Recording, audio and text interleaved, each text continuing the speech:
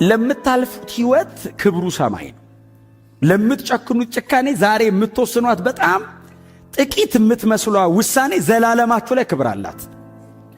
ማንም ሰው ሳያያችሁ እናንተና እግዚአብሔር ብቻ ክብር ለማግኘትም ለመመስገንም ለመዋረድም ለመሰደብም ሳይሆን እኔና እግዚአብሔር ብቻ በመናልፋት በእያንዳንዷ በጓዳ በስውር ለእግዚአብሔር ብላችሁ የምትወስኗት እያንዳንዷ ውሳኔ ሰማይ ሽልማት አላት። ታገሱ። ረጅሙን መተኗል። የቀረን በጣም ትንሽ ነው። እውነቴን ነው የምነግራችሁ። ጌታ ሊመጣ በደጅ ነው። እኛም ልንሄድ ደጅ ነው። ጌታ ሊመጣ ካለን እኛም ልንሄድ ማለታችን እኮ ነው አይደል? ኢየሱስ ከመጣ በኋላ መሬት ምንም አንሰራም አንቆይም።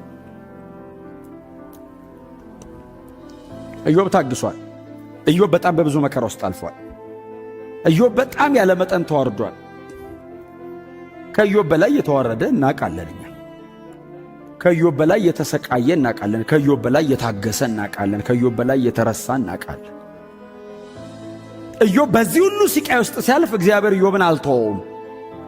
እንትኑን እንዳትነካ እንደዚህም እንዳታደርግ እዚህ ድረስ ብቻ ነው የሚለው። ኢዮብ እግዚአብሔር አብሮት ሆኖ ነው በዚህ ሁሉ ስቃይ ውስጥ እያለፈ ታግሶ ያለፈው። እግዚአብሔር የተወው ግን የታገሰ እናውቃለን።